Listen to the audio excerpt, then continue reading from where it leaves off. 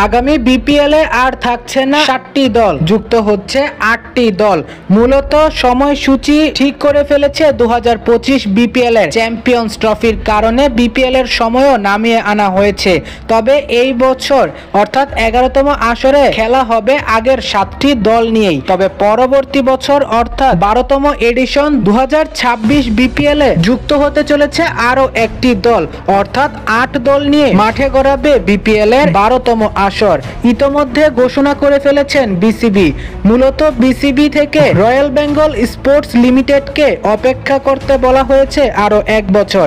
এ নিয়ে তাদেরকে চিঠিও পাঠিয়েছে। আগামী বিপিএল এ বিসিবির ফ্র্যাঞ্চাইজি মালিকদের সাথে 3 বছরের জন্য যে চুক্তি করা হয়েছিল সেই চুক্তি সময় শেষ হয়ে যাবে। বিপিএল এর আগামী আসরে অংশ নেওয়া বেশ কয়েকটি নতুন ফ্র্যাঞ্চাইজি আগ্রহ দেখিয়েছে।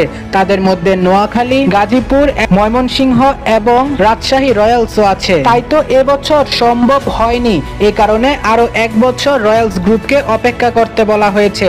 অর্থাৎ 2026 বিপিএল এ 8 দল নিয়ে মাঠে গড়াবে বিপিএল এর 12তম আসর, যেখানে যুক্ত হবে রাজশাহী রয়্যালস।